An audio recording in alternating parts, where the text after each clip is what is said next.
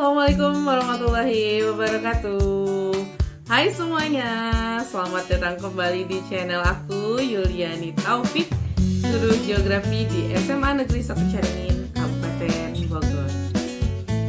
Pada video kali ini, saya akan berbagi terkait pemecahan masalah yang sudah berhasil saya lakukan untuk mengatasi permasalahan-permasalahan yang saya temukan pada pembelajaran geografi. Nah, selain itu, video ini juga merupakan bagian dari pemenuhan kewajiban saya untuk memenuhi indeks kinerja individu di bulan Oktober. Di sekolah umum dengan karakteristik kelas yang reguler, tentu saja kita sebagai guru sudah tidak asing lagi jika menemukan beragam karakteristik yang dimiliki oleh peserta didik, mulai dari perbedaan latar belakang, perbedaan kondisi sosial ekonomi, perbedaan kemampuan dan kecepatan mereka dalam menerima dan menanggapi materi yang disampaikan, perbedaan gaya belajar, dan perbedaan karakteristik lainnya.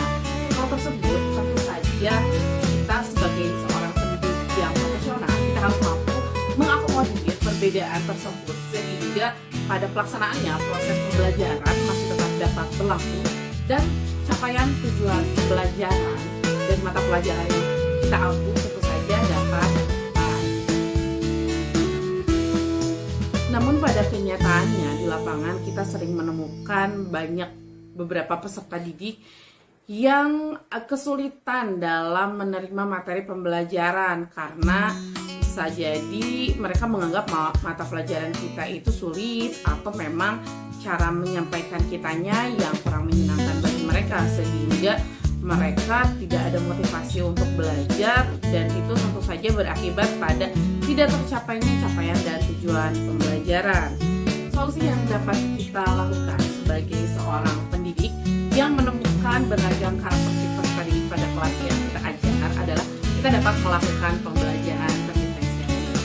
Mengapa pembelajaran terdiferensiasi dianggap menjadi salah satu solusi? Karena dengan pembelajaran terdiferensiasi, siswa dapat menggunakan metode yang menurut mereka itu lebih sesuai untuk pemahaman materi dengan gaya belajar mereka. Mereka juga dapat memilih produk atau tugas yang akan mereka kerjakan yang juga sesuai dengan karakteristik mereka.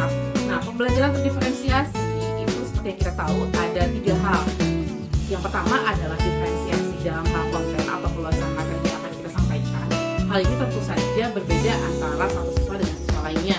Untuk siswa yang mampu cepat dalam menerima materi, tentu saja dia bisa mendapatkan capaian konten yang lebih tinggi lagi. Sementara untuk yang mempunyai kesulitan dalam menerima materi, kita bisa memberikan materi yang sifatnya dasar. Begitupun halnya dalam diferensiasi proses. Kita bisa menyampaikan materi sesuai dengan gaya belajar peserta didik. Misalnya kita memberikan materi dalam bentuk video, dalam bentuk audio, ataupun misalnya kita dalam bentuk paper, sehingga mereka bisa membaca untuk orang-orang yang lebih suka membaca. Untuk orang yang lebih sering mendengarkan, misalnya kita bisa lewat podcast atau misalnya lewat video. Nah, begitupun halnya dalam diferensiasi produk. Nah, kita bisa membebaskan peserta didik sesuai dengan kemampuan mereka. Misalnya pada penugasan, kita membebaskan peserta didik untuk memilih nih, mereka nanti mengumpulkan materinya dalam bentuk video card atau dalam bentuk makalah atau misalnya dalam bentuk lagu atau dalam bentuk kajian. Nah, tentu saja penugasan itu produknya nanti tetap harus sesuai dengan materi yang kita ajarkan meskipun dengan gaya ataupun pengumpulan tugasnya yang berbeda.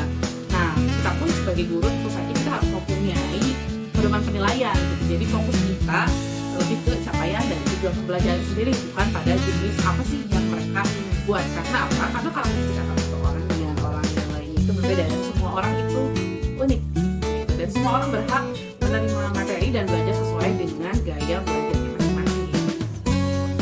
Ya, setelah beberapa kali saya menerapkan pembelajaran terdiferensiasi pada kelas mata pelajaran yang saya ampu, saya mendapatkan banyak perubahan terhadap hasil belajar tadi. Nah, kenapa? Karena mereka bisa belajar sesuai dengan gaya belajar mereka, sesuai dengan capaian dan kemampuan mereka juga bisa mengumpulkan penugasan sesuai dengan karakteristik atau memang kemampuan mereka sendiri tadi, sehingga kita sebagai guru bisa menilai lebih objektif terhadap tugas-tugas yang mereka kumpulkan terhadap proses pembelajaran, sehingga siswa lebih memahami materi yang kita sampaikan, dan otomatis itu akan juga berpengaruh terhadap peningkatan hasil belajar peserta didik. Tentu saja ini juga akan sangat berkaitan terhadap capaian dan tujuan pembelajaran dari mata pelajaran yang kita ampu. Ya mungkin itu solusi yang dapat saya sampaikan, yang dapat saya berikan terkait pemecahan masalah terhadap perbedaan karakteristik siswa di sekolah dengan pembelajaran terdiferensiasi. Mudah-mudahan bisa menjadi inspirasi dan bermanfaat bagi perbaikan pendidikan di Indonesia ke depannya. Pada akhirnya saya ucapkan terima kasih kepada kalian semua yang sudah menonton video kali ini. Sampai ketemu lagi di video-video selanjutnya. Terima kasih. Assalamualaikum warahmatullahi wabarakatuh.